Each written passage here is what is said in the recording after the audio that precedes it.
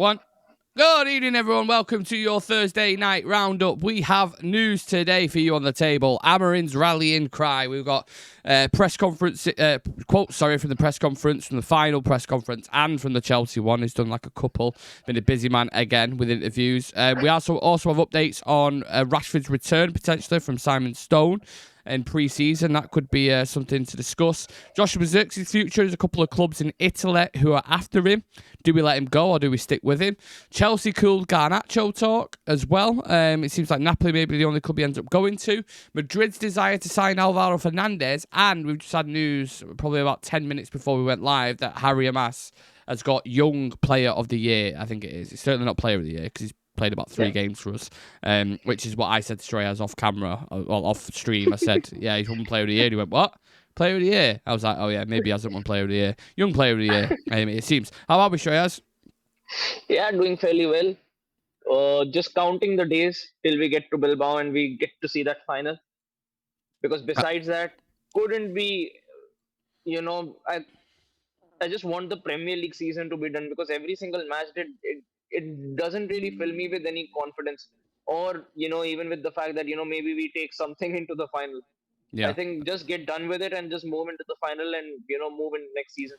Absolutely. You give me the perfect segue because Ruben Amorim was speaking about the game and speaking about individuals and trying to balance risk with rest and all this kind of stuff, right? Which is a bit of a headache for the manager. But he was talking about taking Luke Shaw off early against West Ham, and he was saying it was clear we can't take risks with several players, especially that kind of position. It's his history. We have to manage minutes, similar with Mason Mount, who's ready, but we are trying to build them a little longer to cope. Then in the future, they will be okay. But I wanted to ask you, based off what you've seen from him recently, do you trust Luke Shaw in the final, the way he's been playing? Not really, no. Because I think I would be a lot more comfortable with Euro being in that position or De Ligt being in that position or someone else because it just feels like, Luke Shaw has missed that step. Yeah. Like, genuinely, ever since that Bournemouth game, ever since a couple of games, it just feels like, those injuries have definitely taken a toll on him, but it is starting to show a lot more, especially when he's coming up against agile and pacey players who, you need to be very, very alert on. Defending those half spaces has not been very comfortable for him. So, who do you think is going to play on that side for Tottenham? Brennan Johnson, probably, right? Yeah.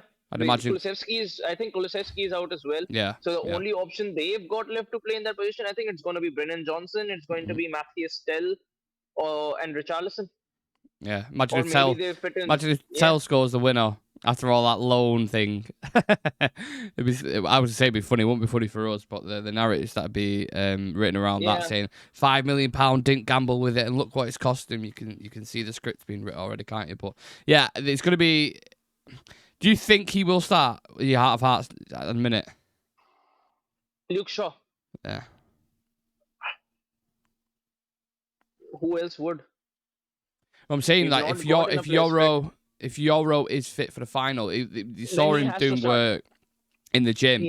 But I don't know if that means he's going to be ready. He's not. Amorim already said he's not going to travel basically to Chelsea. He's not going to play there. But they're doing work in the gym. Aiden Heaven's doing work in the gym as well. I just don't know. It's weird. I trust a 19-year-old more than I trust a player who's been at United for 10 years, just because the way you look at the goals where they've come from. A lot of them have been on his side. Yeah.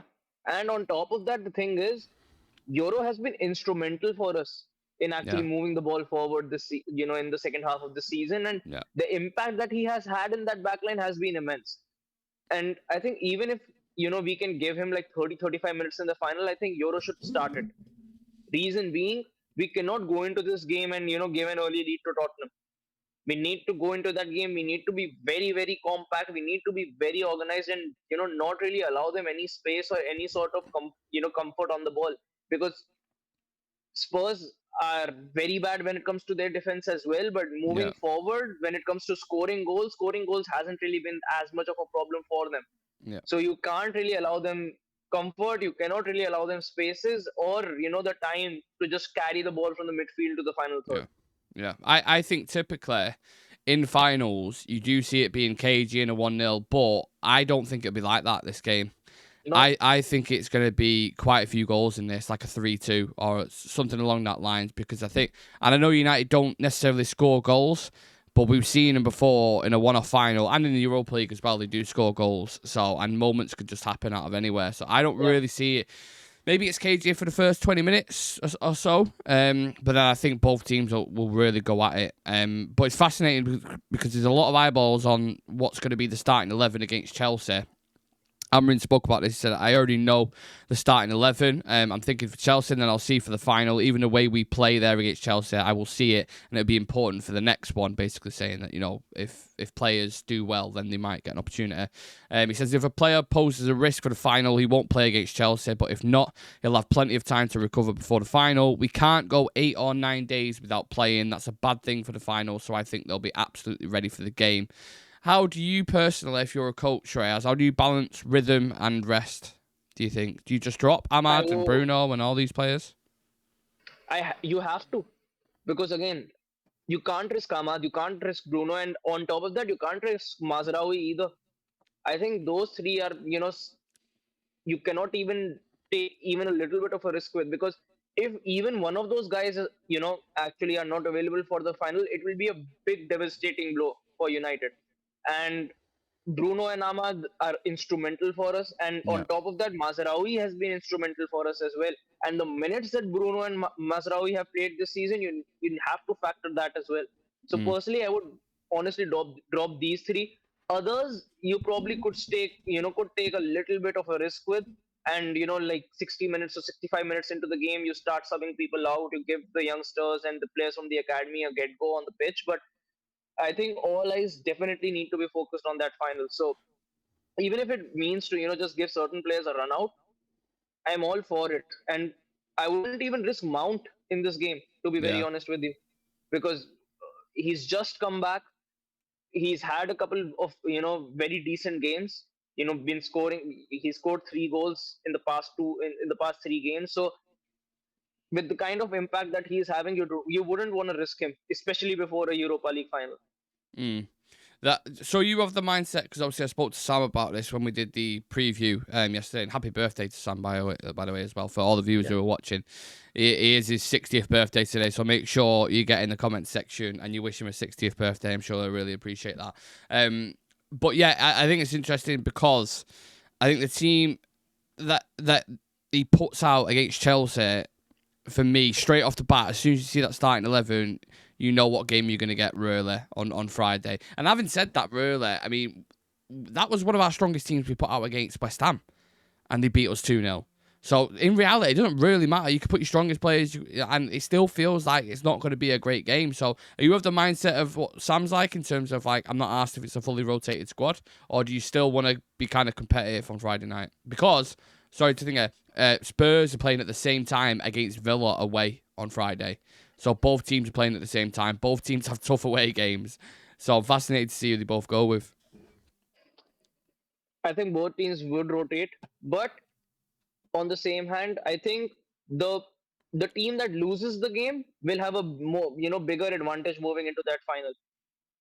The worse the team performs in the Premier League, the better they perform in the Europa League this season for some reason, whether it's Spurs. So either way, one player I would start in this game would be Onana.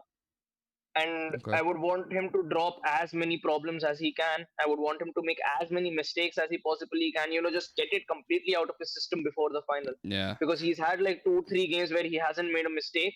So that's what worries me. Before the final comes, so before the final comes, this is the perfect time for him to make a howler. Free kick, set piece, corner, whatever it is. Just get it out of his system. Yeah, I can see that, because it's been a few games now, and usually he has a patterns where he'll be sweet for, like, it's weird to say this about goalkeeper, innit, but he'll be sweet for like 5, 6, 7 games, and then bang, it's like, he'll just drop 2 mistakes out of nowhere, and everyone's moaning about it again, and he's a shit goalkeeper, and I could probably see that happening. On the Premier League, Amorim was asked actually about there being kind of small margins, and if you look at the way games are going, and he speaks about XG. He says it's hard to talk about that without looking like a crazy guy, which is why we've gone with the thumbnail. I'm not crazy. He said if you see the XG, for example, in the last games, ours have been big up. So I can understand that point of view, but it's hard to talk about that in this moment. Is it for you as simple as that when you watch this team play, just not having goal scorers? Because you can't have the best team in the world almost, let's say, they have the best defence, the best midfield. But at the end of the day, if you're not scoring goals, you're only ever going to draw games or lose games. So is it a case of they just really need to refine them up top, or what else are you unhappy with from this team at the minute, from your kind of personal assessment? I think clinicality has definitely been a problem we've been struggling with for the past 3 years. But besides that as well, I think decision making in the final third, I would say moving the ball into the final third, taking that 5 to 10 seconds extra, on the ball before releasing it to Garnacho or maybe a Bruno or maybe Ahmad. It just completely kills the attack off because the other team is completely back in formation. So there are definitely big areas to improve at, but on the same hand, I don't really, take XG as much into consideration because How I come? still remember the thing is under Oli, I remember we had teams who had XG greater than us by 2 or 3 of a margin, but and we ended up winning the game 4-0 or 5-0. So for me, the result matters much more rather than the XG. I think for me, what matters more is how well we control the ball, how well we are when it comes to our off the ball movement, how coordinated is the press, and most importantly, how synchronized is our attack.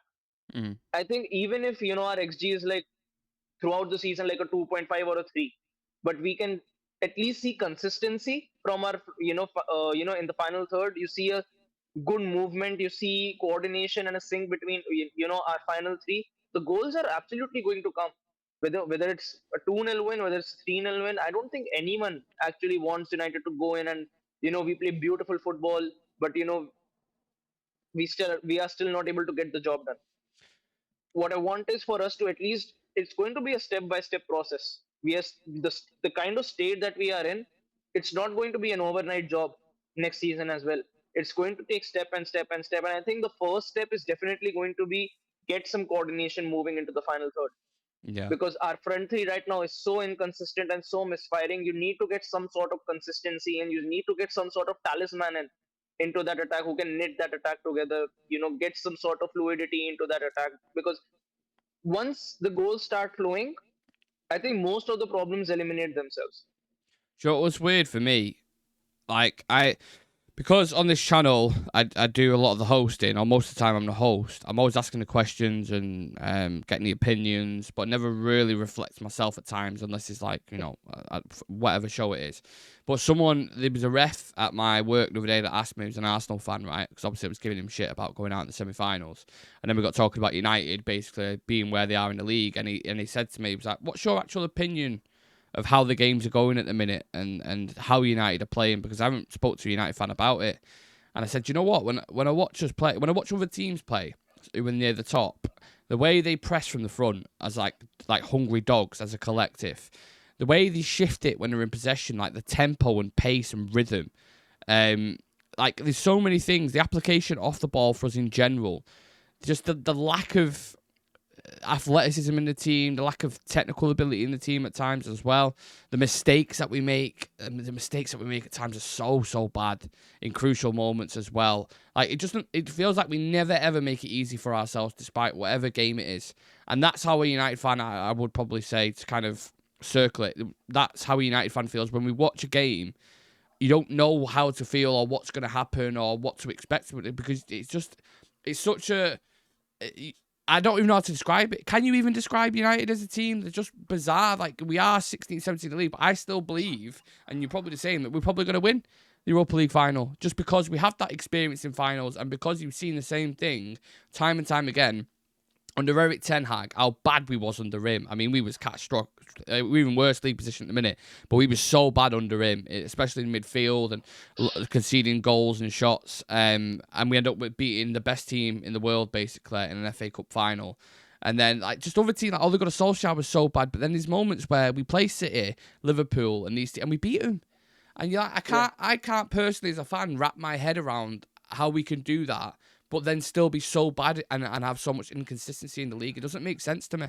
So it was weird just kind of reflecting on it as like a fan. I don't know.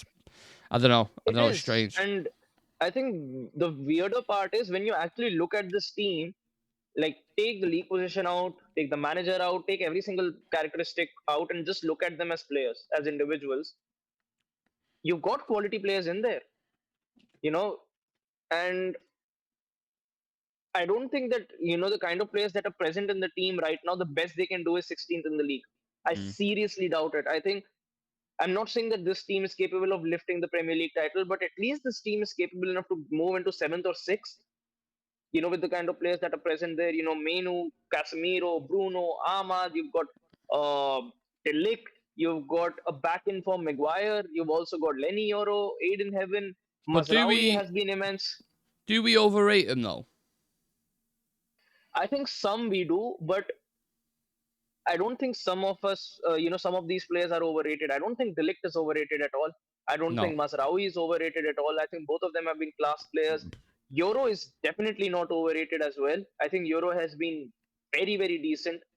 Aiden Heaven has been, a breath of fresh air during an injury crisis. I think Dallo definitely is someone I think who gets rated too highly. I don't think he's as good as certain fans make him out to be. No. I think Ugarte I'm still on the fence with after some performances. I think that he can be good, but I'm not completely sold on him. I think he's a I don't think that he's a signing. The attack in it. The attack that's the main problem, basically. Yeah, ball recoveries wise, wonderful.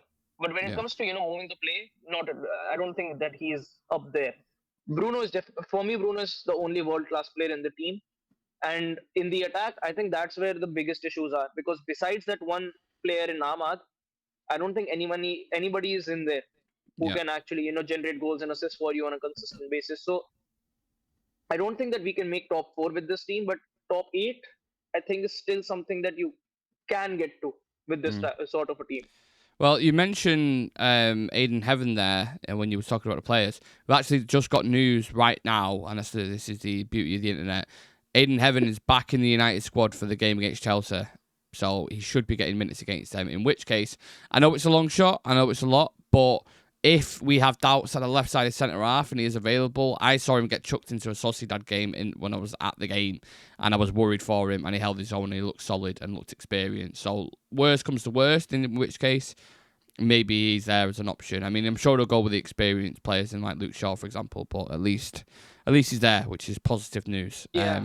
Let's hope Delit and Lenny Yoro are back as well. Right, I'm going to shift gears into some transfer news because we've got some stuff on Marcus Rashford coming out from Rob Dawson, ESPN. Aston Villa are still undecided about whether to trigger their £40 million option to make Rashford's loan move permanent. Rashford does not believe he has a future at Manchester United under Ruben Amorim and is targeting a summer move to a Champions League club. You would probably think, right, this depends on Villa's budget if they win, well, if they get European football or not, because obviously that's a massive thing for him, especially with Rashford's wages. And also, as well, on top of that, with them playing Spurs on Friday and then they play us on the last game of the season, that probably, I mean, I don't know where they are in the table. I'll just quickly look. But whilst I'm looking, they're 8th at the minute, are they? I guess. Are you guessing? They are 6th, actually. So they're in the Europa League spot, but on the same points as Chelsea, right? So they are 3 points behind Newcastle in 3rd and 2 points behind City in 4th. So if they win both their games, like, they could get into Champions League football. Do you think that'll be the difference if they actually go for Rashford or not? I don't think so. Because I've seen Villa splash the cash on quite some occasions in the past few years. And I think what will matter to them more is not Champions League football, but what could be a signing that actually, makes them a consistent runner in that top 4 race. So I'm sure Villa will will be signing quite some players in the next window. I think, but the players that they would end up signing, they would want them to be players who can actually, take them to the next level. Does Rashford fit into that category? Like, do they consider that, if we sign Marcus Rashford, top four is guaranteed? That, I think, that is the question Yeah. that Villa would be asking. And another thing is how much and how strongly Rashford has come out about joining Barcelona. I think it has rubbed Yeah. a lot of people at Villa the wrong It way. would, wouldn't it? If you're a Villa fan and you see that kind of stuff coming out, you're like, it's weird. It's kind of like he's mentioned anything but Villa. I've never seen anything like Rashford really wants to stay and work under Unai. He really wants to. It seems like Barcelona is the name that keeps coming out, and it's like, I don't know. Why would Barca go, even Barcelona going for him? I know we discussed this before. It doesn't make sense to me. Rafinha and Lamal are two of the best wingers in the world at the minute. Unless he Yeah. sees himself as a 9, but then playing as a 9 for Barcelona, like, I don't see that. Still a Lewandowski who gets 40 goals a season. Yeah. That's what I mean. I know at times he's been playing for Ferran Torres, for example, but even he's done okay for him. Like, he's got pretty decent stats. We did have Simon Stone as well coming out before, who's obviously a very reliable journalist, saying sources close to Rashford expecting to return to United's pre-season training in July. So we could have a situation where Sancho and Rashford are back in the squad, and also even Antony if we don't sell him. I know that looks likely, but nothing's guaranteed, is it?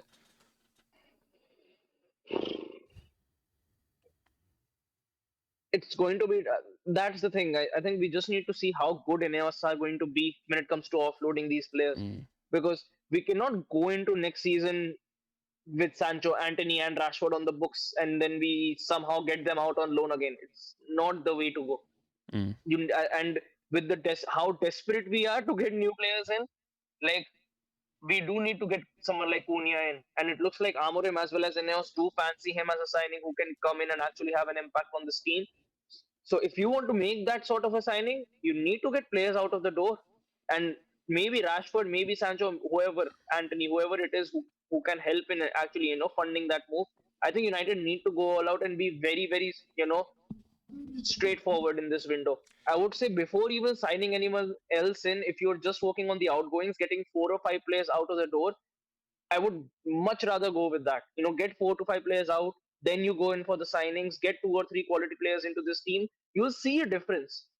I don't know how much of an impact it would have when it comes to our standings, or how better it would be for us when it comes to consistency in performances week in week out. But there will definitely be a strong impact, and from what I've seen under Amorim is you cannot give him talented raw articles for us to actually move in upwards into the table. You need specialists in this team in that in the designated positions. So if Ineos don't back him correctly, if Ineos don't give him those sort of signings into this team, it's not going to change for us next season.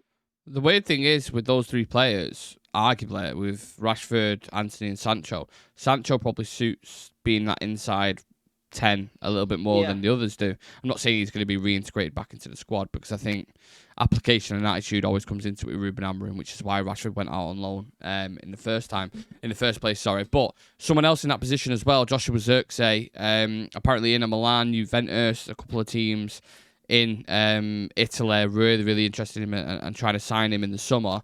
What have you made of him this season? Because he had a tough start, then it started to look a bit better. But do you personally think he's good enough for this team? As a striker, no. I don't think that he fits into this team as a striker at all. And from what I've seen this season, it makes my case even stronger than we need a certain sort of profile in that number 9 position for it to work. And Xerxes, why did Ten Hag sign him? That's what I don't get either. Does he suit Ten Hag, the team he had? To be very honest with you, no. Because if being completely honest, Eric Ten Hag's, according to him, his best front three was Antony, Garnacho, and Rashford. With Rashford actually playing as the number 9. And if that wasn't the case for him, it used to be Højlund, Garnacho, and Rashford. It was never the case that he went with Xerxes. It was being rumored that he wanted Xerxes and Højlund to play together, but it never really happened. So, and with the type of quality and the type of traits that Xerxes possesses in his locker, I don't think that he fits that sort of a profile when it comes to Ten Hag or when it comes to Ruben Amorim either. He's a different sort of a player. He's more of a false nine. He likes to play other people in. Link up play wise, quite good. Technicality wise, and his ability on the ball, he's very, very good. pace-wise, he's not there. When it comes to having that sort of a striker who is able to make those line-breaking runs, he doesn't have that sort of quality in his locker. And Ten Hag and Amorim both needed those sort of strikers.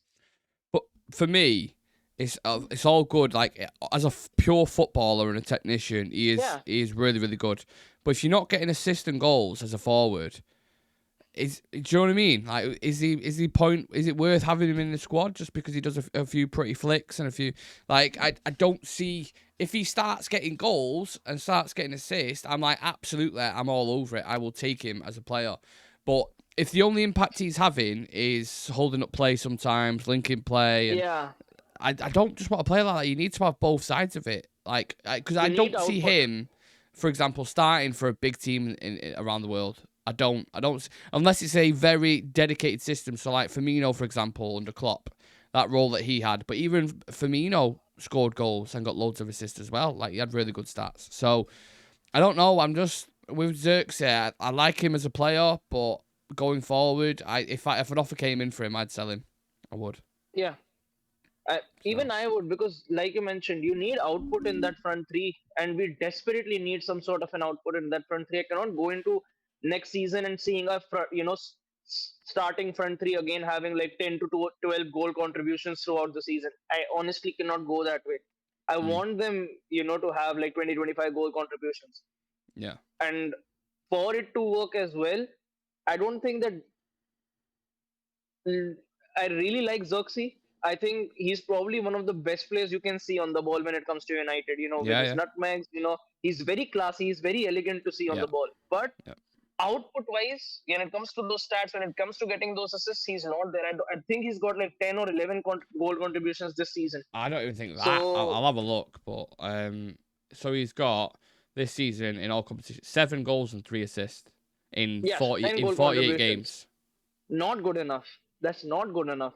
As good as he is on the ball, I would be willing to actually sacrifice that for someone who can come in and actually, propel us and get us that, 10 to 15, 10 goals, 15 assists sort of a season, because that's what this team demands right now. And like you mentioned, certain clubs in Italy are interested in him, whether it's a Juventus, Napoli, whether it's Bologna, whatever the club is, cash in on it before it is too late. Yeah, I agree. I think our whole attack next season is going to look completely different. It's going to look nothing like it is. And if it's still got a couple players in it like as this season, if Xerxes and Højlund are still starting games next season, I don't know what to tell you. You can't do that. And look, Garnacho's another part of this, but with Garnacho, you mentioned our attackers should be getting 25 goal contributions. He's not far off that. I think he's got 10 goals and 11 assists in it in all competitions. So he's another one on the agenda. Apparently, Chelsea have cooled their interest in him. They're going to push for Jamie Gittins from Dortmund, but Napoli are still pretty interested in him as well. They're going to send a player back from Dortmund in Sancho to United and then get another player from Dortmund, another winger. But on Garnacho, are you still of the opinion we should cash in, or has he convinced you enough this season to keep him? Tough, innit? It's very tough. It's very tough, honestly, with Garnacho, because like you mentioned, 21 goal contributions this season with this team, not an easy job. But again, he's very frustrating at times with his decision making. I think when it comes to his finishing and clinicality, he's probably one of the worst in our attack. He's genuinely one of the worst when it comes to finishing off chances. But again, he is also one of the players who does get himself in those sort of moments where he does have, those sort of opportunities to score, which quite frankly our other forwards do lack. Positioning wise, he's quite good. Finishing wise, not up to the mark. It is definitely something that can be worked on, but look, it comes down to the fact, as to how many players United is willing to sacrifice. Firstly, secondly, how good we are when it comes to selling other players off before Garnacho. Like the Antonys, Rashfords, and Sanchos, and all of the players that are present in the team. Because if we can, I don't think that I would move into next season with Garnacho being a starting number 10 for us. But if he can be a bench option for us, and we can still accommodate other signings, without sacrificing him, I'd be all for it, because against tired legs, he's, as an impact sub, Garnacho has always been very, very decent. Yeah. So to have him as well as Cunha on rotation on that number 10 position, gives you the depth, because we are going, if we do win the Europa League, you're going to be in the Champions League. So you need depth, Yeah. and Garnacho can do the job for you. But again, without selling Garnacho, can you get Cunha in? Can you get a striker in? Can you get a midfielder and a wing back in? That is the big question. Because if you cannot, then I'd be willing to sell him on. I feel like he's such a Marmite player. Like, I speak to some people. I mentioned the ref before at work, who's an Arsenal fan, and he said to me, "Garnacho's absolutely crap. I don't get what United fans see in him. He's too raw and rugged around the edges. He snatches at shots. He's just like a load of things about it." But then I speak to other people, and like, you've got a talented boy there. Like, you don't get a 20-year-old winger really who gets the numbers that he's getting, especially in this United team in a minute. So I don't know. I'm really on the fence about Garnacho. I don't know, because I feel like we might regret it if we let him go to Napoli and he ends up tearing it up. He would. Look, if he moves to Napoli, I'm quite certain that he'll tear it up. Yeah, I agree. Reason being, I've seen the Italian league and how slow it is. Yeah. And with someone like Garnacho, with his raw pace, and with Antonio Conte and the system he plays, as a winger, not as a 10, I think he'd absolutely get 20 goals easily. He knows that as well. I think Garnacho knows that. And he's probably looked at someone like a McTominay going over there and doing what he's doing. And even Lukaku at the minute. Lukaku's doing really well for Napoli as well. So he's probably looking at that and thinking, living in Italy, training under a coach who's won stuff before. I think, are they about to win the league, Napoli? Are they still at the top? Yep. Yeah, about to win the league. Like, his trophies there. I could become a star. You think about Diego Maradona as well, who obviously was a huge Argentinian star over there. Like, there's a lot there for him to move. I think he would probably take that move, and I think he would do really well there. They're on 78 points at the minute, obviously 20 teams, so they've got 2 games left to win the league, Napoli. Very, very close. And I think their last games as well, I think it's against teams near the bottom of the table. So they've got Parma and Calgary. Cagliari, both of them quite winnable for them. Yeah. So that's an attractive proposition. Champions League football, title winners in Italy. If Napoli come in, I think, I don't know. If they reinvest the money in someone who's slightly suited more to the system and has a similar impact, I would take it. But if they're just going to sell him and just bring in Cunha anyway and say, oh, these are the players that are going to play there, I'm not too sure about that. Yeah, if it is going to be the case that Cunha and nothing, I would rather keep him. Yeah, agreed. Just a quick talk to finish on wing-backs. Alvaro Fernandez apparently has become one of Real Madrid's priorities. He has a £50 million release clause at Benfica, but United retain an £18 million buy option that expires on December the 31st. Madrid's biggest concern for the deal is United, but the player has made it clear he does not want to return to England. Why do you think United have never bothered with this buyback clause? Especially with him being a wing-back. I have no idea. Because you look at him playing at Benfica and he's been a revelation for them.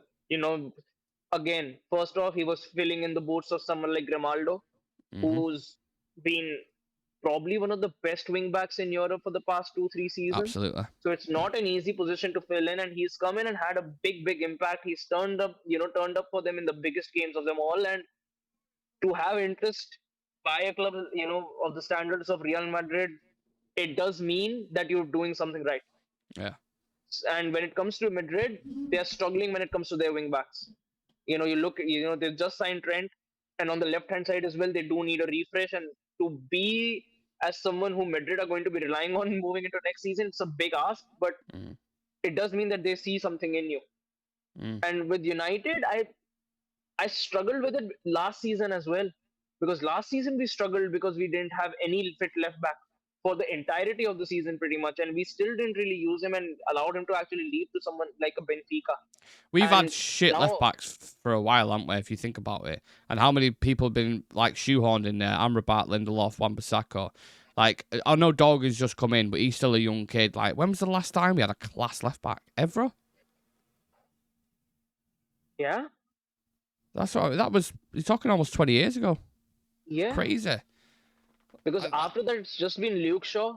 Then it was Alex Telles, and Luke Shaw and Alex Telles. So not really been quite fun for us when it comes to that No, left back position. I no, think you even look at right back. no. Who's the best right back that we've signed in past few seasons? The last decent one I remember was Valencia. And And then it's that was been so. yeah, it was so long ago, and it's been Dallo and Wan-Bissaka basically ever since for years and years and years. It feels like there's a bit of a premium demand now on wing backs as well. I think like there's more teams starting to play that system, especially Xabi Alonso moving over to Madrid. You've got Inzaghi who's doing really well at Inter. I mean, they bought Dumfries for fucking £12 million. 12 million quid they got Dumfries for. And I remember United being linked with him at the time as well. I remember watching him. Obviously plays in Netherlands team with Frimpong as well, who looks like Frimpong's going to move to Liverpool for 30 million quid. I thought his release clause was done. How on earth have you got a team like Liverpool who have moved within 2 days on Frimpong, got the deal done, and we're still waiting to hear about Cunha, which was months ago? Why couldn't we get someone like Frimpong in? I don't get it. Honestly. I don't get it. Yeah, not even tried a move for him. 30 million quid for Frimpong. Have you seen his output? Like his output for Leverkusen's outrageous for a wing back. Like he's the figures are right up there. So while they've not even tested the waters, he's played as a wing back, he's played as a winger, and he's played as a 10. Again, a multi-versatile player for 30 million. Make it make sense, because I can't. I don't understand it. The last thing on wing backs as well is a very wing back themed kind of last 10 minutes of the show. Harry Amas has named United's Jimmy Murphy Young Player of the Year for this season. Is he good enough to push into the team, do you think? Because he had a decent-ish start, but then the past couple of games, there's still a lot to be learnt there, isn't there, with him?